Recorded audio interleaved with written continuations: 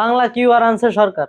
আমি এটাকে 100% সাধুবাদ জানাই এবং এই জিনিসটা নিয়ে আমি কথা বলতে চাইছিলাম, সরকারকে পরামর্শ দিতে চাইছিলাম, কিন্তু সরকার তার ভিতরে একটা কাজ করছে। আসলে বাংলাদেশ ব্যাংকে ডিজিটালাইজড করা এবং বাংলাদেশের ডিজিটাল কারেন্সি তৈরি করা, এই বিষয়ে আমি শতভাগ একমত। এবং আমি বলবো এটা আরো বেশি আধুনিক করার জন্য যদি ডোনেশনও লাগে তাও দিতে রাজি। মানে বাংলাদেশের এই জিনিসটাতে বাংলাদেশ পিছই ছিল।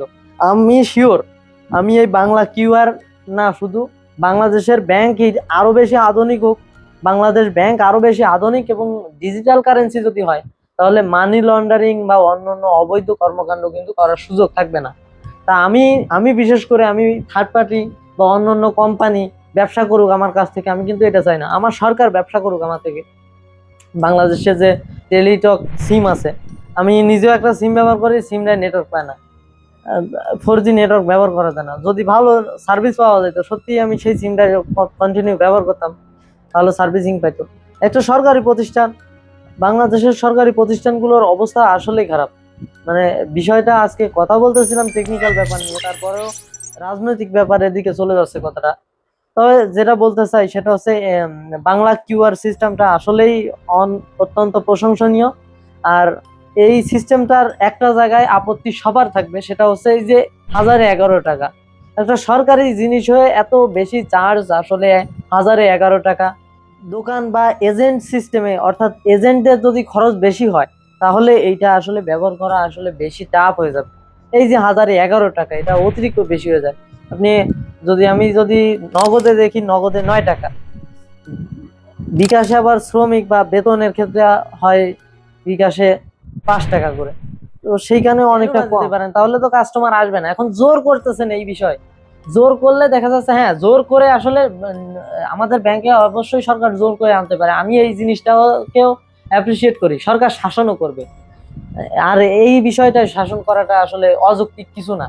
যেহেতু সরকারি ব্যাংকটাও ইনস্ট্যান্ট চলা লাগবে, এটা বাধ্যতামূলক যদি না করে, তাহলে তো সরকারের এই প্রজেক্টটাই মুখ তুবড়ে পড়বে, সেটা তো জনগণেরই লস। তাই জনগণকে বাধ্য থাকতে হবে এই অ্যাকাউন্ট করতে।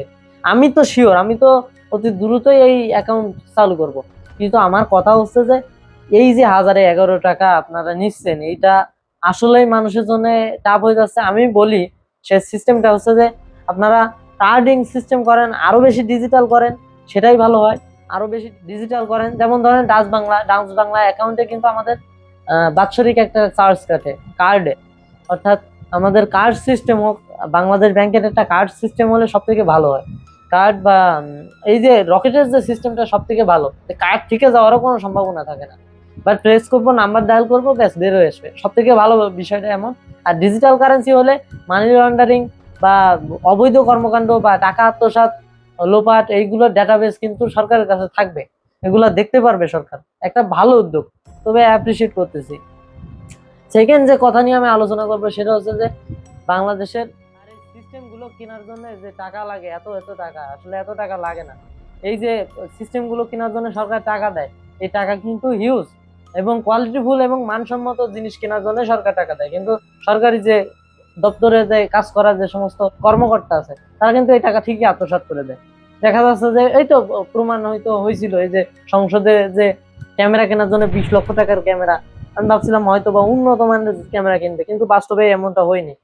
কেমন ক্যামেরা কিনছে তা তো দেখাই গেছিল, 2-2.5 লাখ টাকার মাল কিনে বাকি টাকা খাই দিল। 50 লক্ষ টাকা নিচে, 20 লক্ষ টাকা না কত টাকা মেরে দিচ্ছে। যাই হোক, 10 ভাগের 1 ভাগ খরচ করছে আর বাকি সব মেরে দিচ্ছে।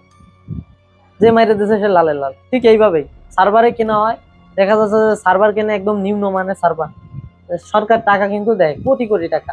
আমাদের পরিষদে নাকি শুনলাম যে 30 কোটি টাকার ইউনিয়ন পরিষদে, আমাদের ইউনিয়ন পরিষদে নাকি 30 কোটি টাকার সার্ভার আছে। এখন আসলে একটা সার্ভার তৈরি করতে গেলে 30 কোটি টাকা বা 1.5-2 কোটি টাকার প্রয়োজন হয়, কিন্তু ওই জায়গায় যে সার্ভার, 30 কোটি টাকার সার্ভার ওরকম চলে না। 30 কোটি টাকার সার্ভার চলে গুলির মতো। তো আমি বলবো যে সরকারের এই সমস্ত লোকদেরকে নজরে রাখুক, বিশেষ করে সরকার দলীয় লোক। এই যে আপনাদের নাম, এই যে স্বেচ্ছাসেবক বা সমাজসেবক বা বিভিন্ন দলের বিভিন্ন নাম আছে আপনাদের, যাদের নাম স্বেচ্ছাসেবক, তারা দয়া করে জনগণের সেবায় কাজ করেন, তাহলে হয়তো বা সরকার হেল্প পাবে। আপনারা জনগণের প্রতিনিধিত্ব করেন, জনগণের বিষয়গুলো আপনাদের উপর মহলে মানুষকে জানান, মানুষ আপনাদেরকে ভালোবাসবে। আমি এই যে কিছুদিন আগে মানে একটা ভিডিও আমার কাছে আছে যে কলা দিছে বাচ্চাদেরকে, কাঁচা কলা। তো এই বাচ্চাদের মনে কিন্তু ক্ষোভ আসছে, ঠিক আছে, ঠিক মতো তাদেরকে খাবার টাবার দেওয়া হয় না, টিফিনে, স্কুলে। তো সরকার কিন্তু পাকা কলার টাকা দিছে, কলা যেহেতু দিছে পাকা কলার টাকাই দিছে, কাঁচা কলা সরকার দিতে বলি না। তো এই স্কুলের মাস্টার কি দেখি না, এই সমস্ত মাস্টার হচ্ছে আওয়ামী লীগের মাস্টার, ঠিক আছে, চাচ্ছে যে সরকারের বদনাম হোক, এরা চাচ্ছে সরকারের বদনাম হোক। এই যে এক্সকেভেটরওয়ালার কথা বললাম, এক্সকেভেটরওয়ালা মাটি কেটে একদম দিয়ে দিচ্ছে সেই সরকারি ঘরের উপরে, মানে জায়গা আছে, অবদা বান্ধার মতো, খাল বান্ধার মতো জায়গা আছে, তারপরেও ওই এক্সকেভেটরের যে লোক আছে, ওয়ার্কার আছে, তিনি চালের উপরে মাটি দিয়ে দিচ্ছে। এর কারণ মূলত সরকারের বদনাম করা, আর কিছুই না, উদ্দেশ্য একটাই, এই সরকারের ব্যর্থ সরকার হিসেবে প্রমাণিত করা। তো আপনাদের এত কষ্ট করলেন, নির্বাচনের সময় দৌড়াদৌড়ি করলেন, চুরি করলেন, ডাকাতি করলেন, যাই হোক, মানে উদাহরণ হিসাবে বললাম। তো এত কিছু করলেন, এখন সরকারে যদি আপনারা সহযোগিতা না করেন, খালি লুটে পেটে খাওয়ার ধান্দা করেন, তাহলে কিন্তু এই সরকার টিকবে না, পরে আপনাদেরই পস্তাইতে হবে। সরকারের বদনাম কিভাবে বানাইতে হয়, সরকার বিগতবারে বিএনপি সরকার যখন ক্ষমতা আসছিল, তখন তারা র্যাপিড অ্যাকশন ব্যাটালিয়ন তৈরি করছিল শুধুমাত্র অভ্যন্তরীণ সরকারি কর্মকর্তার ভিতরে অভ্যন্তরীণ যে ঝামেলাগুলো ছিল, সেই ঝামেলাগুলোকে সমাধান করা। সেই র্যাব দিয়েই পরবর্তীতে বিএনপির দমন করা হয়েছে নির্মম ভাবে, বিভিন্ন সিস্টেমে। বিএনপির বড় বড় নেতাদেরকে গুলি করে করে মারি ফেলেছে, নেতৃত্ব না দিতে পারলে দল কোথায় থাকে, কোথাও থাকে না, পার্টি নেতা কিছুই করতে পারে না।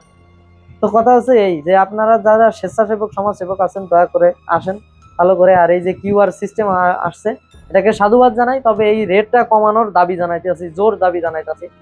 এর জন্য বছরে যদি আপনার ১,৫০০ টাকা, অন্যান্য ব্যাংক কত নেয়, অন্যান্য ব্যাংক যেখানে নেয় ৫০০ টাকা, ৪০০ টাকা, সেখানে আপনারা ১,৫০০ টাকা, ২,০০০ টাকা নেন, কোনো আপত্তি নাই। বাৎসরিক ২,০০০ টাকা করে এই কিউআর সিস্টেমে কাটেন। দয়া করে আমাদের একটা কার্ড দেন, আমাদের যে আলাদা করে কার্ড করা লাগবে না, আমাদের যে আইডি কার্ড আছে, এনআইডি কার্ড, স্মার্ট কার্ড, এইটা দিয়ে যাতে এটিএম বুথের মতো করে ব্যবহার করা যায়, সেই সিস্টেমটা অন্তত করা যায় যদি চান আপনারা, এটাতে ডাটা অ্যানালাইসিস করে করা যায়। আর দ্বিতীয় কথা হচ্ছে যে মানুষের আইডি কার্ড আধুনিক করার জন্য যে কথাটা বলতেছে সরকার, হ্যাঁ অবশ্যই দেখা যাচ্ছে যে আমরা ভোটার হয়েছি, আমাদের স্মার্ট কার্ড বের হয়েছে, কিন্তু অনেকেই আছে, যেমন আমার বাবার বা অন্যান্য অনেকেরই আছে আইডি কার্ড কিন্তু আধুনিক বা ডিজিটাল না। তো এই ডিজিটাল আইডি কার্ড তৈরি করার জন্য সরকার উদ্যোগ নিছে। তবে আমি যতটুকু শিওর যে এই যে বেখেয়ালি সরকারি কর্মকর্তা আছে, এরা এই হিসাবে নামে বানানে বিভিন্ন গরমিল করে ফেলবে, শিওর করে ফেলবে। আর আমি একটা হিসাব দেই, সেটা হচ্ছে যে আমি যেখানে চাকরি করি, এখানে ১০,০০০ শ্রমিক বা ৮,০০০, ১০,০০০ শ্রমিক চাকরি করে। আমাদের ইউনিয়নে ভোটারই আছে ১০,০০০। তো আমাদের ভোটার সংখ্যার অনুযায়ী আমাদের ফ্যাক্টরিতে চাকরি করে। এদের আমাদের ভোটারদের নিয়ে কাজ করতে হয়, বা আমাদের ভোটার তালিকা করতে হয় বছরে কয়বার, বারবার কিন্তু না, একবার করলেই হয়ে যায়, বা অবসর টাইমে এক সময় বসে বসে আমাদের কাগজগুলো দেখলেই হয়ে যায়, তাই না? কিন্তু আমাদের ফ্যাক্টরির কথা যদি বলি, আমি যে কোম্পানিতে চাকরি করি, এই কোম্পানিতে ১০,০০০ শ্রমিকের জন্য যে লোকগুলো আছে, ৩০-৪০ জন অ্যাডমিরাল আছে।